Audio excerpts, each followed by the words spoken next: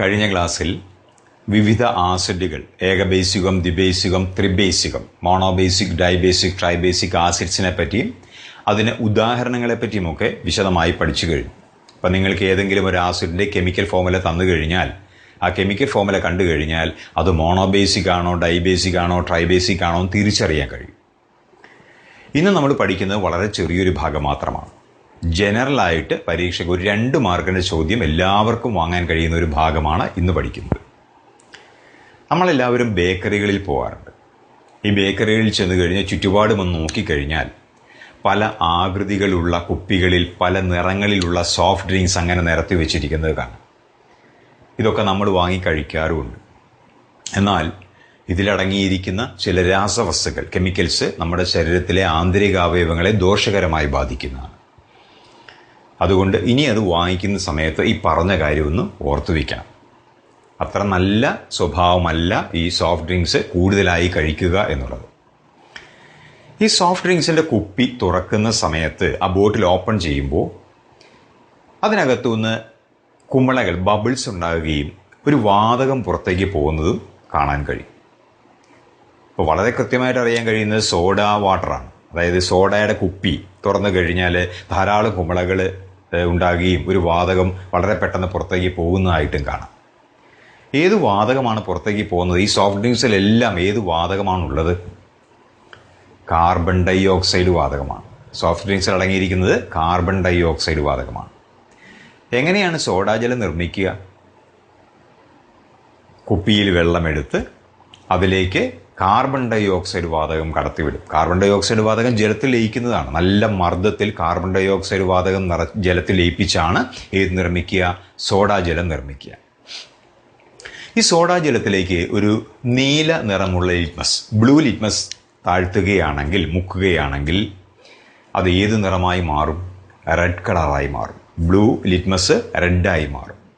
നമുക്ക് എന്താ ഇതിൽ നിന്ന് മനസ്സിലാക്കാൻ കഴിയുക? ബ്ലൂ ലിറ്റ്മസ് റെഡ് ആകുകയാണെങ്കിൽ തീർച്ചയായിട്ടും നമ്മുടെ ആ ഒരു ലായനി അല്ലെങ്കിൽ സോഡാജലം ആസിഡാണോ ബേസാണോ? ആസിഡായിരിക്കും. ഏത് ആസിഡാണ്? നമുക്ക് ആ ഇക്വേഷൻ ഒന്ന് എഴുതി നോക്കാം. ജലത്തിൽ കാർബൺ ഡൈ ഓക്സൈഡ് വാതകം ലയിപ്പിക്കുന്ന സമവാക്യം.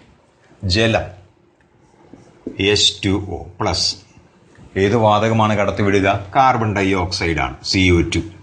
എന്തായിരിക്കും ഉണ്ടാകുക? ഈ ഒരു ഓക്സിജൻ ഉണ്ടല്ലോ ഇവിടെയുള്ള ഈ ഓക്സിജന്റെ ആറ്റം ഇതിൻ്റെ കൂടെ ചേർക്കുക. ഇവിടെ CO2 എന്നാണ്, ഇതിനെയും കൂടി ഇതിൻ്റെ കൂടി ചേർക്കുക. അപ്പം എന്താവും? CO3 ആവും. അതിന് മുമ്പ് ഏത് എഴുതിയാൽ മതി? H2 എന്നും കൂടി ചേർത്താൽ മതി. അപ്പോൾ ഉണ്ടാകുന്നത് H2CO3 ആണ്. ഇതെവിടെയെങ്കിലും കണ്ടിട്ടുണ്ടോ ഈ ഇങ്ങനൊരു ഇക്വേഷൻ? ഇതൊരു കെമിക്കൽ ഫോർമുല നമ്മൾ എഴുതിയത്? നമ്മൾ ആസിഡിൻ്റെ ഒരു പട്ടിക ഉണ്ടാക്കിയില്ലേ ഒരു ക്ലാസ്സിൽ?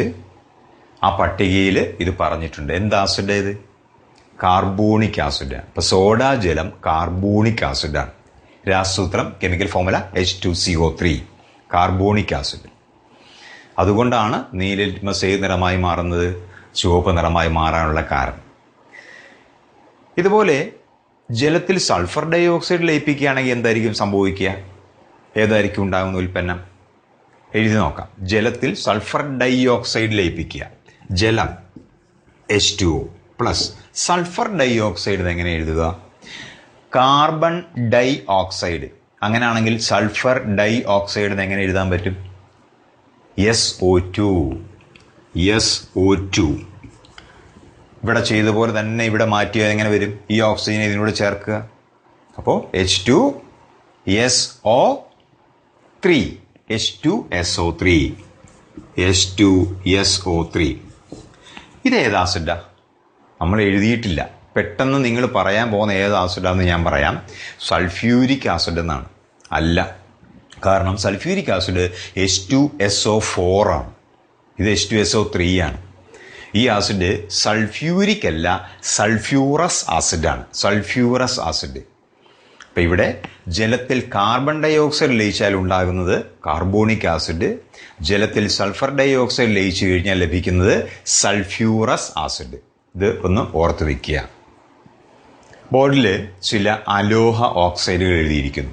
ഇതൊക്കെ നിങ്ങൾക്ക് അറിയാവുന്നതാണ്. ഏതൊക്കെയാണ്? Carbon dioxide, sulphur dioxide, nitrogen dioxide. ഇതെല്ലാം അലോഹ ഓക്സൈഡുകളാണ്. കാരണം ഇവിടെ കാർബൺ, സൾഫർ, നൈട്രജൻ ഇവയെല്ലാം അലോഹങ്ങളാണ്.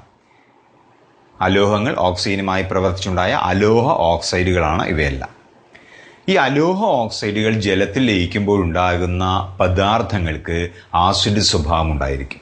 അതിനുദാഹരണമാണ് അല്പം മുമ്പ് കണ്ടത്. ഇവിടെ കാർബൺ ഡൈ ഓക്സൈഡ് അലോഹ ഓക്സൈഡാണ്. ഈ അലോഹ ഓക്സൈഡ് ജലത്തിൽ ലയിക്കുമ്പോൾ കാർബോണിക് ആസിഡ് ഉണ്ടാവും, ആസിഡ് സ്വഭാവമാണ്. അതുപോലെ തന്നെ സൾഫർ ഡൈ ഓക്സൈഡ് അലോഹ ഓക്സൈഡാണ്. സൾഫർ ഡൈ ഓക്സൈഡ് ജലത്തിൽ ലയിച്ചു കഴിഞ്ഞാൽ സൾഫ്യൂറസ് ആസിഡ് ഉണ്ടാവും. അങ്ങനെ അലോഹ ഓക്സൈഡുകൾ ജലത്തിൽ ലയിച്ചു കഴിഞ്ഞാൽ ഉണ്ടാകുന്ന പദാർത്ഥങ്ങൾക്കെല്ലാം ഏത് സ്വഭാവമായിരിക്കും? ആസിഡ് സ്വഭാവം ആയിരിക്കും. അലോഹ ഓക്സൈഡുകൾ ജലവുമായി പ്രവർത്തിച്ചുണ്ടാകുന്ന പദാർത്ഥങ്ങൾ ആസിഡ് ഗുണം കാണിക്കുന്നു. Compounds formed by the reaction of non metallic oxides with water are acidic. ഫാക്ടറികൾ, വാഹനങ്ങൾ ഇതൊക്കെ കൂടുതലായിട്ടുള്ള സ്ഥലങ്ങളിൽ വായു മലിനീകരണം, എയർ പൊല്യൂഷന്റെ തോത് വളരെ കൂടുതലായിരിക്കും. നിങ്ങൾ പല സ്ഥലങ്ങളിലും വായിച്ചിട്ടുണ്ട്, പല സ്ഥലത്തു നിന്നും കേൾക്കുന്ന കാര്യങ്ങളുമാണ്. അവിടെയെല്ലാം തന്നെ അന്തരീക്ഷത്തിൽ നമ്മൾ ഈ പറഞ്ഞ അലോഹ ഓക്സൈഡുകളായ sulphur dioxide, nitrogen dioxide ഒക്കെ കൂടുതലായിട്ടുണ്ടാവും. ഈ ഫാക്ടറികളിൽ നിന്നുണ്ടാകുന്ന പുകകളിലും വാഹനങ്ങളിൽ നിന്ന് പുറത്തേക്ക് വരുന്ന പുകയിലും എല്ലാം ഈ പറഞ്ഞ അലോഹ ഓക്സൈഡുകൾ ഉണ്ടാവും. ഇവയെല്ലാം മുകളിലേക്ക് ചെന്ന് മഴ പെയ്യുന്ന സമയത്ത് എന്താ സംഭവിക്കുക? ഈ അലോഹ ഓക്സൈഡുകളെല്ലാം മഴവെള്ളത്തിൽ ലയിക്കും. വെള്ളത്തിലേക്ക് ലയിച്ചു കഴിഞ്ഞാൽ അതിന് എന്ത് സ്വഭാവമാണ് ഉണ്ടാകുക? ആസിഡ് സ്വഭാവം ഉണ്ടാകുക, ആസിഡിക്കാണ്. ഇത് നേരെ താഴേക്ക് വരും, ഭൂമിയിലേക്ക് വരും. ഇതിനെയാണ് നമ്മൾ അമ്ലമഴ അല്ലെങ്കിൽ ആസിഡ് റെയിൻ എന്ന് വിളിക്കുക. അന്തരീക്ഷത്തിലുള്ള അലോഹ ഓക്സൈഡുകൾ മഴ പെയ്യുമ്പോൾ അതിൽ ലയിച്ച് ഭൂമിയിലേക്ക് പതിക്കുക. അതിനാണ് ആസിഡ് റെയിൻ അല്ലെങ്കിൽ അമ്ലമഴ എന്ന് വിളിക്കുക. ഈ അമ്ലമഴ കൊണ്ട് പരിസ്ഥിതിക്ക് എന്തെല്ലാം ദോഷങ്ങളാണ് ഉണ്ടാകുക, എന്തെല്ലാം എൻവയോൺമെന്റൽ പ്രോബ്ലംസ് ആണ് ഉണ്ടാകുക ആസിഡ് റെയിൻ കാരണം. അടുത്ത നമ്മൾ അതാണ് ചർച്ച ചെയ്യുന്നത്. ഫോട്ടോസിന്തസിസ്, പ്രകാശ സംശ്ലേഷണം കേട്ടിട്ടുണ്ട്, എന്താണെന്നറിയാം, ചെറിയ ക്ലാസ്സിൽ പഠിക്കുന്ന കാര്യങ്ങളാണ്. സസ്യങ്ങൾ അന്നജം നിർമ്മിക്കുന്ന പ്രവർത്തനമാണ്, പ്രക്രിയയാണ് ഫോട്ടോസിന്തസിസ് അല്ലെങ്കിൽ പ്രകാശ സംശ്ലേഷണം. പച്ച നിറമുള്ള സസ്യങ്ങളാണ്, പച്ച ഇലയുള്ള സസ്യങ്ങളാണ് സാധാരണയായി സ്വന്തമായി അന്നജം നിർമ്മിക്കുക എന്നും പഠിച്ചിട്ടുണ്ട്. ഈ അമ്ലമഴ അല്ലെങ്കിൽ ആസിഡ് റെയിൻ കാരണം ചെടികളുടെ ഇലകൾ പൂർണ്ണമായും നശിക്കും. നശിച്ചാൽ അവർക്ക് അന്നജം നിർമ്മിക്കാൻ കഴിയാതെ വരികയും സസ്യങ്ങൾ പൂർണ്ണമായും നശിക്കുകയും ചെയ്യുന്നു. അത് ഏറ്റവും വലിയൊരു പ്രത്യാഘാതമാണ് ഉണ്ടാക്കുക. ഒരു പ്രദേശത്തെ തന്നെ ഹരിതാഭമല്ലാതെയാക്കാൻ, പച്ചപ്പ് പൂർണ്ണമായും ഇല്ലാതെയാക്കാൻ ഏതിന് കഴിയും? ഈ ആസിഡ് റെയിനിന് കഴിയും. അതൊന്ന് ഓർത്തു വയ്ക്കണം. പരീക്ഷയ്ക്ക് ചോദിക്കും. പരീക്ഷയ്ക്ക് ഈ ചോദ്യമാണ് ചോദിക്കുക, എന്തൊക്കെ എൻവയോൺമെന്റൽ പ്രോബ്ലംസ് ആണ് നമ്മുടെ ഈ ആസിഡ് റെയിൻ കൊണ്ടുണ്ടാകുക, എന്തൊക്കെ പാരിസ്ഥിതിക പ്രശ്നങ്ങളാണ് ആസിഡ് റെയിൻ കൊണ്ടുണ്ടാകുക എന്നാണ് ചോദ്യം. ഒന്നാമത് എഴുതാം, ചെടികളുടെ ഇലകളെ പൂർണ്ണമായും നശിപ്പിക്കുന്നു. അവർക്ക് അന്നജം നിർമ്മിക്കാനുള്ള കഴിവില്ലാതെയാകുന്നു. ഒരു പ്രദേശത്തെ തന്നെ ഇല്ലാതെയാക്കാൻ, പച്ചപ്പില്ലാതെയാക്കാൻ അമ്ലമഴയ്ക്ക് കഴിയും. മറ്റൊന്ന്, കുളങ്ങളിലേക്കും തോടുകളിലേക്കുമൊക്കെ ഈ വെള്ളം ചെന്നു കഴിഞ്ഞാൽ അവിടെയുള്ള ജലജീവികളും മറ്റും പൂർണ്ണമായും നശിക്കാൻ കാരണമാകുന്നുണ്ട്. ചോദ്യോത്തരം ഒരു പ്രാവശ്യം കൂടി നോക്കാം. എന്തൊക്കെയാണ് അമ്ലമഴ ഉണ്ടാക്കുന്ന പാരിസ്ഥിതിക പ്രശ്നങ്ങൾ, ആസിഡ് റെയിൻ ഉണ്ടാക്കുന്ന എൻവയോൺമെന്റൽ പ്രോബ്ലംസ് എന്തൊക്കെയാണ്? ഇലകളെ നശിപ്പിക്കുന്നത് കാരണം പ്രകാശ സംശ്ലേഷണത്തിലൂടെ അന്നജം നിർമ്മിക്കാനുള്ള കഴിവ് സസ്യങ്ങൾക്ക് ഇല്ലാതെയാകുന്നു. Plants lose their ability to produce carbohydrates through photosynthesis as their leaves are destroyed. കഠിനമായ അമ്ലമഴ ഒരു ഭൂപ്രദേശത്തെ ഹരിതാഭമല്ലാതാക്കുന്നു. Severe acid rain destroys the greenery of a region. ജലത്തിന് അമ്ലഗുണമുണ്ടാകുന്നതിനാൽ മത്സ്യങ്ങളുടെയും പവിഴപ്പുറ്റുകളുടെയും നാശത്തിന് കാരണമാകുന്നു. The acidic nature of water causes the death and the destruction of fish and corals. അമ്ലമഴയ്ക്കെതിരെ നമുക്ക് സ്വീകരിക്കാൻ കഴിയുന്ന മുൻകരുതലുകൾ എന്തൊക്കെയാണെന്നാണ് ഇനി ചർച്ച ചെയ്യാൻ പോകുന്നത്. ഒന്ന്, ഫോസിൽ ഇന്ധനങ്ങളുടെ അമിത ഉപയോഗം കുറയ്ക്കുക. ഇപ്പം നടന്നു വരുന്ന ഒരു കാര്യമാണ്.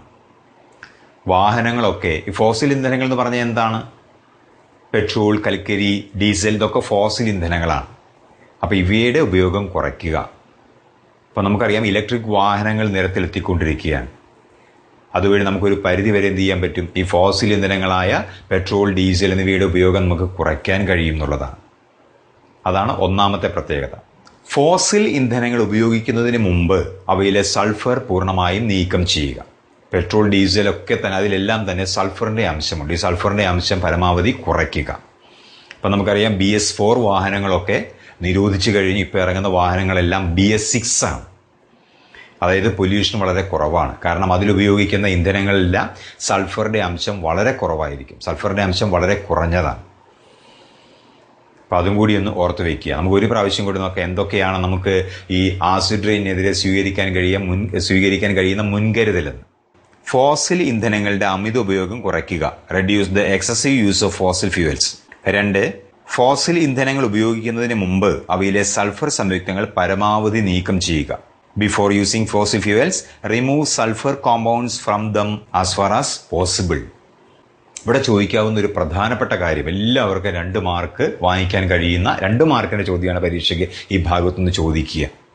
ചോദ്യം ഇതാണ്: അമ്ലമഴയ്ക്കെതിരെ നമുക്ക് സ്വീകരിക്കാൻ കഴിയുന്ന മുൻകരുതലുകൾ എന്തെല്ലാം? അല്ലെങ്കിൽ അമ്ലമഴയുണ്ടാക്കുന്ന പാരിസ്ഥിതിക പ്രശ്നങ്ങൾ എന്തെല്ലാം? ഈ ഒരു ചോദ്യമല്ലാതെ ഈ ഭാഗത്തുനിന്ന് വേറൊരു ചോദ്യം നിങ്ങൾ പരീക്ഷയ്ക്ക് പ്രതീക്ഷിക്കേണ്ട. ചോദ്യം ക്ലാസ്സിന് ശേഷം തന്നിട്ടുണ്ട്. ബാക്കി അടുത്ത ക്ലാസ്സിൽ പഠിക്കാം.